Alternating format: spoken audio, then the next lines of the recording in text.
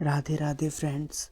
हरे कृष्ण हरे कृष्ण हरे कृष्ण हरे हरे, हरे राम राम राम हरे हरे। तो जैसा कि फ्रेंड्स, मैं इस वीडियो में आपको अपने लड्डू गोपाल के साथ संपूर्ण दिनचर्या दिखाऊंगा। मैंने सबसे पहले अपने लड्डू गोपाल को उठाया। उठाने के बाद मैंने थोड़े से उनके हाथ पैर दबाए और फिर मैंने उनको उठाया। उठाने के बाद मैंने उनको स्नान करवाया। अपने लड्डू गोपाल को स्नान करवाने के बाद मैंने शिवलिंग जी का भी स्नान करवाया। मैं जब भी इनको स्नान करवाता हूँ तो ओम नमो भगवते वासुदेवाय मंत्र का उच्चारण कर करके मैं अपने लड्डू गोपाल को स्नान करवाता हूँ। मैंने अपने लड्डू गोपालों का नाम रखा है। मेरे बड़े वाले लड्डू गोपाल का नाम सावरिया सेठ है और मेरे छोटे वाले लड्डू गोपाल का नाम नंदलाला है। तो आप देखिए, मेरे सावरिया सेठ को मैंने पोंछने के बाद उनके आसन पर बैठा दिया। अब मैं उनको ये कपड़े धारण करवा रहा हूँ। मैंने सबसे पहले स्नान करवाया। स्नान करवाने के बाद मैंने उनको ये कपड़ा धारण करवाया, जैसा कि आप लोग देख रहे हैं। अब इनका श्रृंगार का समय है। मैं अपने सावरिया सेठ का और नंदलाला का श्रृंगार बहुत ही मन लगा के करता हूँ। मेरे से जितना भी अच्छे से हो सकता है मैं सोचता हूँ कि मैं उतने अच्छे से इनका श्रृंगार करूँ। अब जैसा इनको सजना है वो तो वैसा ही सजेंगे। ये रहे मेरे नंदलाला।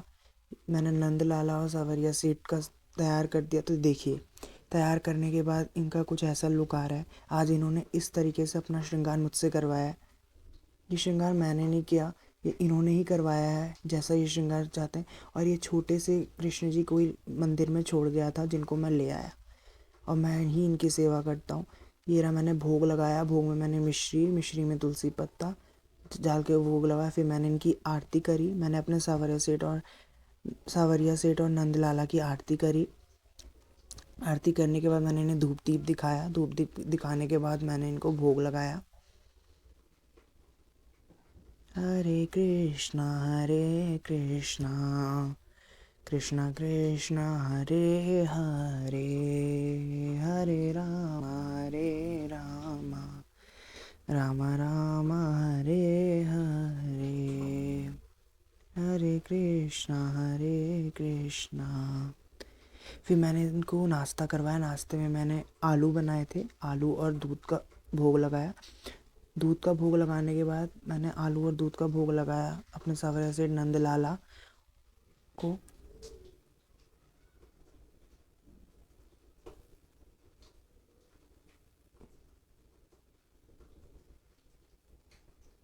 मैं इनको डेली कम से कम, मेरे से 3 टाइम तो अगर भोग हो पाता है तो मैं कम से कम इनको 3 टाइम भोग ज़रूर देता हूँ।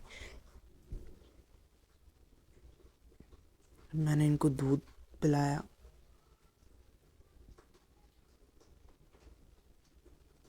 हमसे जितना हो सकता है, मेरे से जितना हो सकता है, मैं उतना करने की पूरी कोशिश करता हूँ।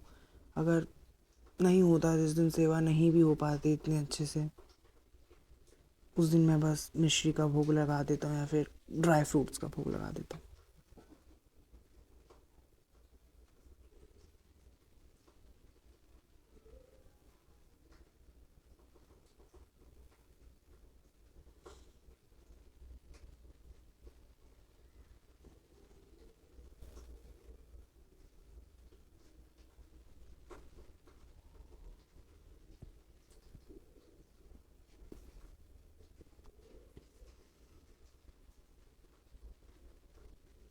इनको भोग लगाने के बाद ये इनके रात का भोग है।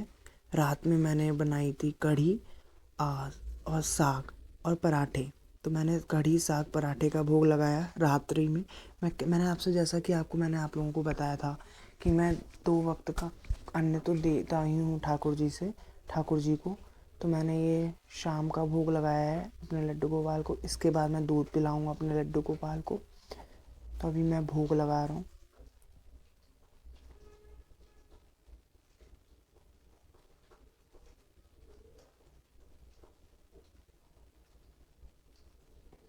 भोग लगाते समय हमें घंटी या ताली अवश्य बजाना चाहिए।